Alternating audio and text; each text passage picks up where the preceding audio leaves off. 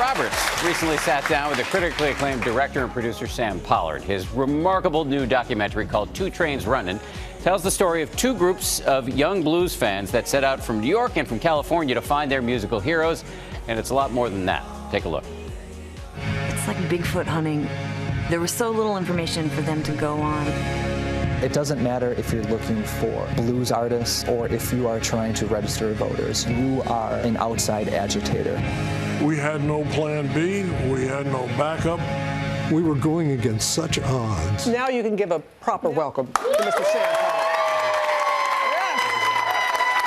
I have been looking forward. Thank you. I told you one of my associates sent me the clip of this, and I watched the whole thing, and it is so moving. I learned so much. What drew you to this story?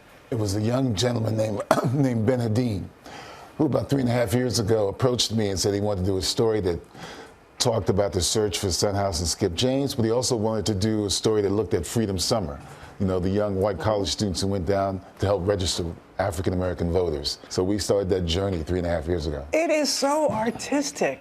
Why did you decide to tell the story in that manner? I mean, it has animation, everything. So one of the first things we did was we thought about how we're going to visualize the story of the search for the musicians. Now, normally we would do recreations, we would find actors, we'd go down to Mississippi and shoot stuff like that. But David had seen a documentary called Searching for Sugar Man, and it had wonderful animation in it. So she said, why don't we try the idea, let's use animation to visualize it. And the other thing we thought about was, I said to Ben and Dava, I said, listen, you know, this is not, we shouldn't just be a historical doc, it should be a musical doc too. So let's get contemporary musicians. What? I know you had some live performances. What is it about music that is so doggone universal? Well, you know, the blues speaks to, you know, who we are, speaks to your personal emotions, it speaks to the struggles you have, the loves you have, and it touches everybody. What is it about this that is that resonates with what's going on today?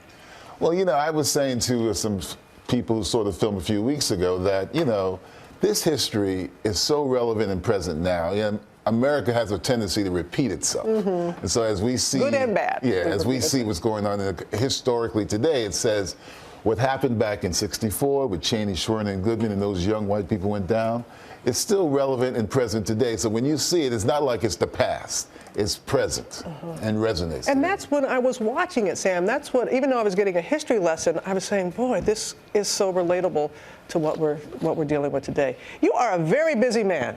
You've got a few more in the works. Yeah, next year there'll be a documentary that I'm doing about race in America called The Talk that will premiere on PBS in February. And the year after that, I'm finishing up a documentary about the legendary Sammy Davis Jr. Ooh,